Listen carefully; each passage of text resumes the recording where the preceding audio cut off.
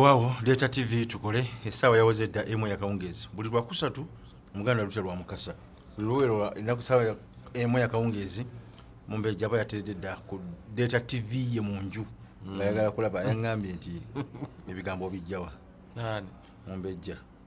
Mumbejja Sara Nakamanya agamba gwe nze abuuza nze omusajja gw'obeera naye ebigambo abijjawa ng'ayogera bingi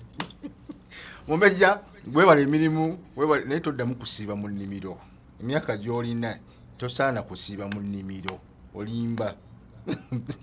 kukola Data tukole sigana tukole naye Mumbejja agenda mu nnimiro essaawa 12 n'avayo essaawa 10 ez'olweggulo aba alimayo ki awaka aliwo n'abazzukulu be ne mwannyinaffe abamulabira abeno naye asiiba mu nnimiro Saalongo Kagwa ina Masinda naye nkutumidde nnyo nnyo webale emirimu gy'otuusaako engalo ne Naalongo Akanywa Birezi ne Mumbejja Nasibwa mwenna mbaagala nnyo Dr. Masagazi Masazi webale kubeera ku Data TV n'okugoberera program Totuuza Bwongo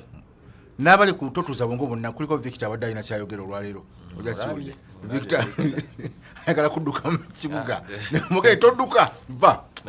gaziya bugaziya oyinza okudduka nodda mu kyalo ate nga n'ekyalo kifuuka ate ekibuga nekikusangayo ate tebibasanzeeyo so Data TV tukole nkugenda Bakini Mayanja nga bulijjo program Totuuza Bwongo tubeera ne menta kababuuzeko nate era ndi musanyufu okukomawo ku Data TV twagala okubeebaza mwenna abatuwagira abatuzaamu amaanyi abatuwabula ebigambo mbijjawa ebigambo bijjawa ebigambo bino omanyi bintu bingi nnyo ebiyinza ate omuntu tekuliko masiga wanooza nti ku masiga kuno kwe biva kati omanyi bintu bingi nnyo ebiyinza okuwa omuntu mu luzungu bagiyita illumination ne bikukoleeza gamba lightning ebikuwa omanyi omuntu obeerawo n'ofuna insights kati omuntu bw'obanga wava wansi ng'oli grounded oyise mu bintu ebya wansi kwegamba oyise mu kanyomero konna aka wansi n'osomako ate n'oddayo wansi ate n'owuliriza abantu n'oyogerako ne ku bazungu n'olaba ebiriyo n'ebiri mu Uganda kati ebintu byo byonna bw'obiteeka mu mutwe n'obisengejja Katonda akuwa ebigambo ebikutwala mu maaso Katonda yakuwa ebigambo Katonda yeebale kukukasukiranga bigambo naye nga bivudde wala kati kitegeeza n'obukozi bubeerawo nti wakati mu kukola Katonda mwakuweera ebigambo tayinza bikuwanga oli awo otyo ate olowooza ebigambo bikola byokka nga tewali bukozi katugolooza byenjogera wano nti nno mbyogera bwogezi birina otuzimba ensi yaffe okulaba nti ogenda mu maaso kituufu nnyo bwetugirera ku mpewo waliwo alinnya kuwaza amasannyalaze waggulu akyaliyo nakati awo kuwansi ku sawa ya Queen kumpi n'ekibuga ky'abaddugavu Katwe kirabika alina kyakooye emmere eyiyereka eweddeko toyinza kulinnya kuwaza amasannyalaze ennene nnyo abawumeme aba fire brigade mwanguweko mu kifo ekyo okumpi n'amasannyalaze gana gali mu kabangiriza bakita ku Freedom Square bakata Pan African Freedom Square awo mu masannyalaze ago ku bikondo ebinene nnyo ebya waggulu jawalampye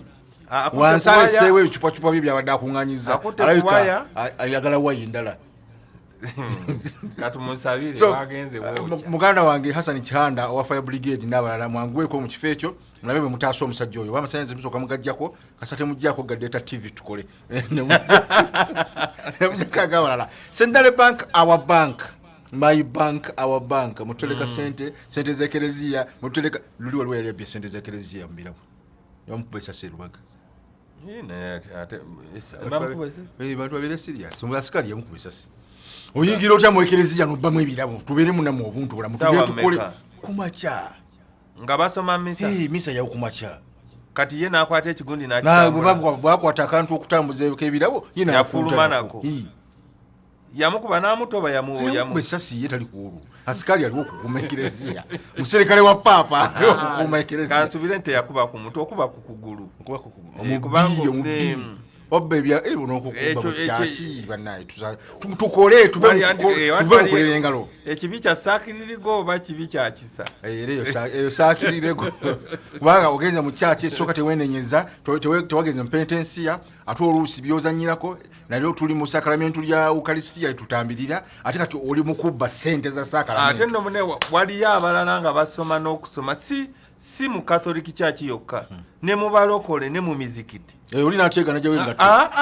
oyo wengatto kale bano bennyini abeeyita abasabe bwe babitwala eri okubala ne wabeerawo ow'emitwalo 5 nga 10 n'akubako 2 kati oyo n'omukuba ekyase amasinzizo wama Central Bank our bank dukira wali Central Bank wonna genda wali tabira Central Bank wonna otekeyo sente zo togenda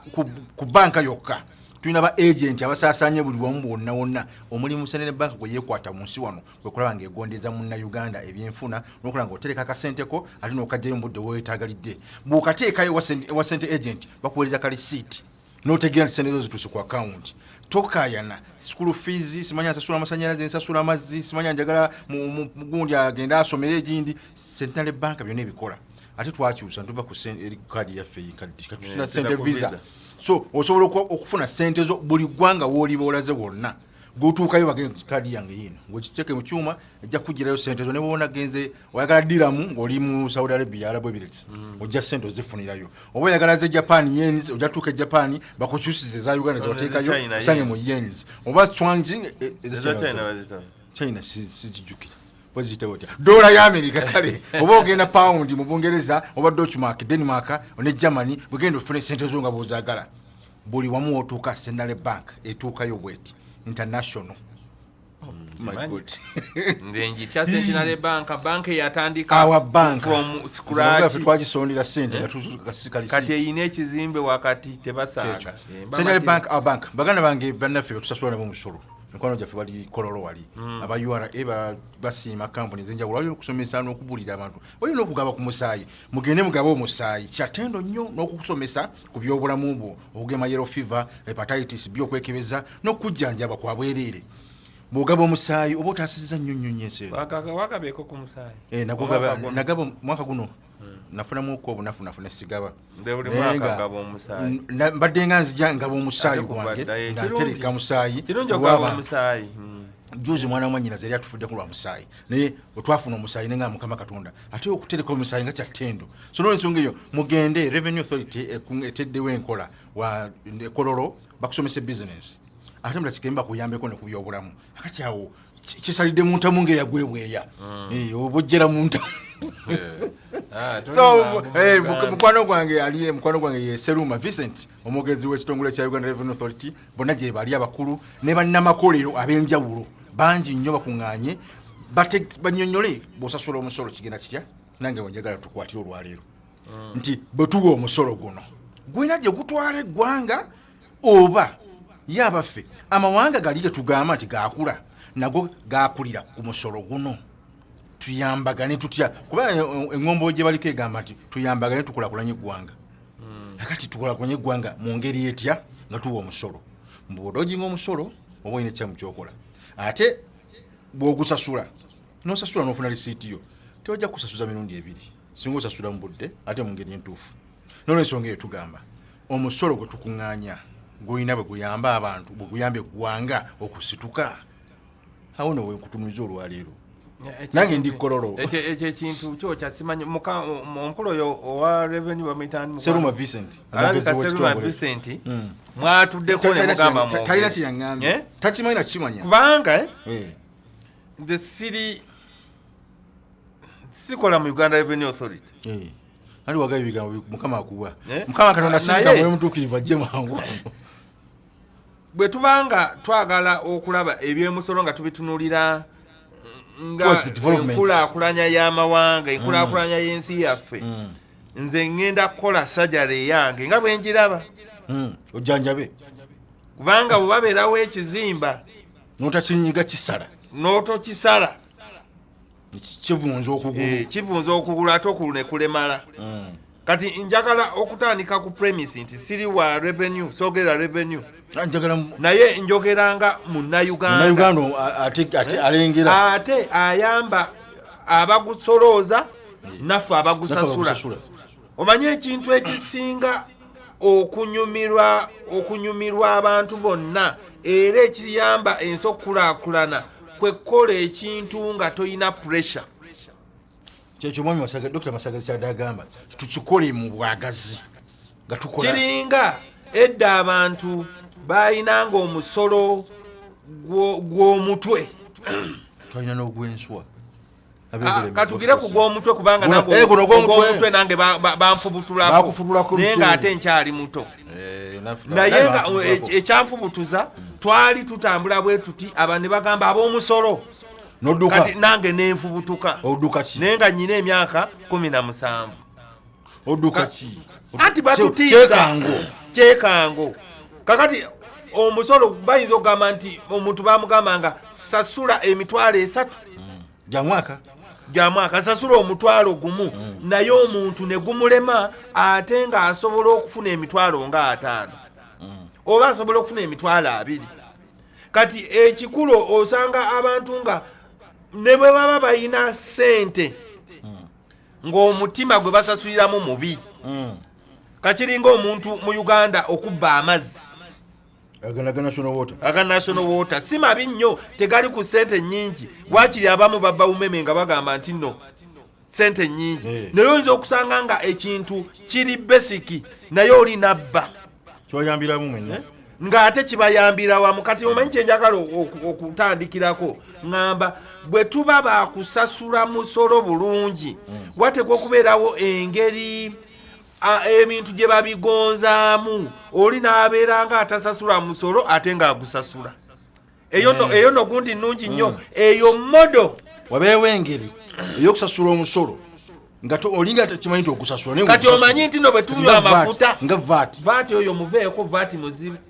Ati tomanya nti omusasudde naye bw'ogula kapeeni kweguli naye kati ate awaayo eri ku vaati abeera ku bunkenke okulaba nti amugjayo eno wansi. Kati bw'osayininga okubeera nti nno owa vaati bwono gw'omuggyako kyangu naye ate bano abagusasula oguwaayo eri baba ku bunkenke. Kakati the best way eyinza okuyamba Uganda okulaba nti nno omusolo gwanguwa creating a system ngeri easier. For example, oyinza okuvuga n'ogenda n'onywa amafuta mu petrol station naye n'otomanya nti owadde omusolo mungi naye mungi ate tofiiringa togufiiringa. Kind of indirect tax. Ne kati katusooke tutandikire ku kinyusi. Omusolo kyeki wali musomesa wangu yali wa economics ne ku waggulu eri yatugamba taxes enani quid pro quo. Kati ebyo bigazi kati kanzite omusolo kwe kusolooza ku magoba g'omuntu oba bizinensi oba ekitongole ku byokoze ne bakuggyako akatundu kayambe entambuza y'ensi ku magoba. Tekalina kuva ku capital kava ku magoba. Kakati tulina okumanya abantu bakola amagoba oba tebakola. Kati bya mirundi ebiri ogenda bayamba olwo bati bategeeze bizinensi zaabwe. Abantu abasinga basasula omusolo naye nga tebagutegeera bulungi. Kubanga oyinza n'okufuna looni ya miliyoni 2 nga kuliko omusolo. Ku looni kwennyini kuliko omusolo kuliko insurance naye ate ebintu bw'obiteeka mu gundi nga bw'obiteeka mu sitooko yo oba w'obitundira bw'oba teweegendereza era abantu abasinga basasula ki omusolo. Ate ng'okusinziira ku kyemmanyi ku musolo bw'oba oyina looni ng'etambula ng'oli muloosi toyina kuwa musolo mungi, oyina engeri gy'okibalamu oba boyi bakikubalira. Kakati ate oyinza okwegendereza nti mu Uganda abantu abasinga tebawa musolo abalala ne baguwa naye nga bali mu butamanya bangi bagusasulira mu butamanya n'abalala ne bagubbira mu kumanya ne mu butamanya kubanga waliyo n'abagubba mu kumanya agubba atya mu butamanya ate olaba agubbye abategedde kyabba oyo ate okwamanyi waliyo abagubba mu kumanya n'agamba wano waliwo omusolo nyina okuwa omusolo naye wano waliwo gundi waliwo road broker y'aba Uganda Revenue Authority sijja kuyitawo kampiteeno n'ogudojinga mu kumanya naye ate waliyo abatagusasula mu butamanya nga tamanyi talina ogusasula kakati ekikulu omusolo mulungi oba mubi. Dr. Masagaza agambibwa ati bw'oba ojjukira ekigambo kye yatugambye yawandise naga nti omuntu yenna bw'amanya nti alina oluwalo olw'okutuukiriza ng'omusolo ayiga okukekkereza okusoosoowaza awamu n'okutereka. Bino byonna bizimba entegeka y'ebyenfuna mu muntu financial planning ekiva mu kino omuntu kukulaakulana olwo n'eggwanga likulaakulana. Nagamba nti omusolo guyamba okuzimba eggwanga singa bwe gukungaanyizibwa guteekebwa mu bintu ebiyamba abantu omuli enguudo ebyenjigiriza ebyobulamu n'ebirala security n'ebiringa ebyo. Omuntu omulamu yasobola okukola ebintu ebivaamu ensimbi olwo eggwanga liba likula. Dr. mwagadde nnyo asomesezza by the way naye njagala qualifying akantu aka byonna byayogedde kati wali abantu omuntu atamanyi nti omusolo mulungi omusolo gukulaakulanya omusolo gulina okukozesebwa obulungi ebyo byonna bikulu naye ayina akantu kaleese indirectly naye ate ayinza okuba takategedde ate nga kakulu nti bw'okola osasula omusolo gwo bulungi kangambe bwe nti abantu abali organized nga basasula omusolo bulungi bakulaakulana kubanga gukuteeka mu layini n'otandika okukola ng'olina target naawe neweetegekera ekyo naawe neweetegekera ate n'omanya n'obeera n'accountability kati oyinza okwekanga nti waliyo abantu bangi nnyo tebakulaakulana kubanga babba nnyo omusolo ebitabo byabwe tebiterete tebamanyi bwe bitambula kakati eyo yenkola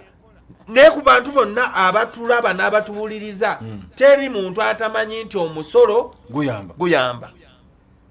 teri muntu atamanyi nti omusolo bandigukozeseza ebintu ebirungi naye abantu abasinga mu mutima gwabwe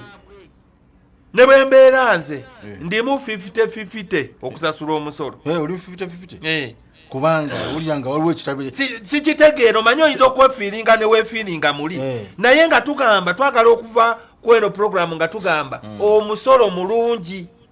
omusolo si mubi kasita gubanga gukoleddwa fairly. Dr. Kyagambye singa gukuŋŋaanyizibwa mu bulungi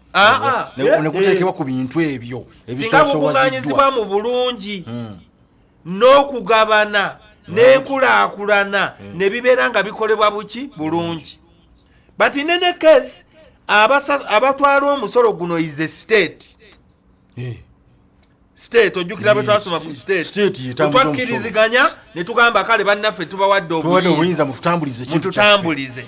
Kakati tulina okubutafuna misconception kubanga bw'olaba nti bajeti ya Uganda waliyo ebintu by'olaba waliyo ebintu nebyotolaba. Wali owuliddeko nti waliyo gye bayita classified budget classified ate endala bagita batya eyamwamikundi eyamwami Kasajja kati Kasajja national budget mu national budget era mubeeramu classified kubanga waliyo national budget nti mu parliament tugenda kukozesa ssente bwe ziti mu byenguudo tugenda kukozesa ssente bwe ziti nga ne bwoba bakuwadde 10 kati recently waliyo abavubuka abagana okusasula zino ssente ezaki eza youth entrepreneur loan batandise bakwata kubanga ssente ezibalina zizza abalala bakole ki kati waliwo accountability naye ene state ez'omutawaana wabeerawo sente nga ziri classified sente ez'omu defense oyinza obutazitegeera sente eza intelligence oyinza obutazitegeera kati oyinza okutunuulira n'ogamba maybe zino sente bazikozesa bubi naye nga tomanyi lwaki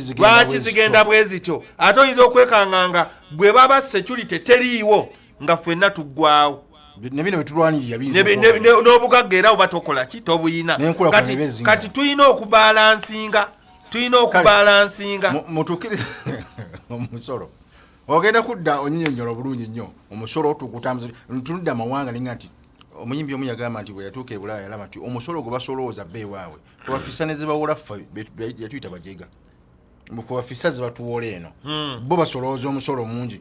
kumpi buli kantu n'ayingira mu kabuyonjo ateekamu ekinusu ekyamusolo kituufu kakati ffe wano tetuteekamu kinusu oba kyetuteeka mu kabuyonjo za CCA zivaayo zitya awo wali obuzibu awo tugenda mu break tugendeko mulamu tudingane ekintu kyaffe ekyokubiri bannaffe gye musinzira n'okulaba Data TV mu buvanjuba n'obugwanjuba abali eterego wali abali ekozi Hoima bagenda kulonda enkya tubagaliza mirembe myereere mukume emirembe mu wakati mu kuvuganya okwakaasa mmeeme mumanye nti nno muli bantu b'e Hoima akalulu tekabaawula kubayuzayuzaamu musigale nga muli wamu mumanye nti enkya emujja kusinzira mugambe nti Honorable go wayitamu waliwo NRM tambuza ekintu nemanya nti ensonga gundi wajogera neno wajogera bw'anaaba nga FDC ayiseemu era naye owa NRM asigadde eno mugamba nti watusuubiza kino na kino ne kino mubaka wa district mukyala wammwe mwenna so si tiwa kibiina gundi mulonda mubaka wammwe nolwensonga eyo mulonde mu ngeri ennungi enzikakkamu tewali asikamu n'ekitooki kuba Hoima yammwe oba Uganda yaffe nolwensonga eyo tugendeke wajjebbi tobaawo katujje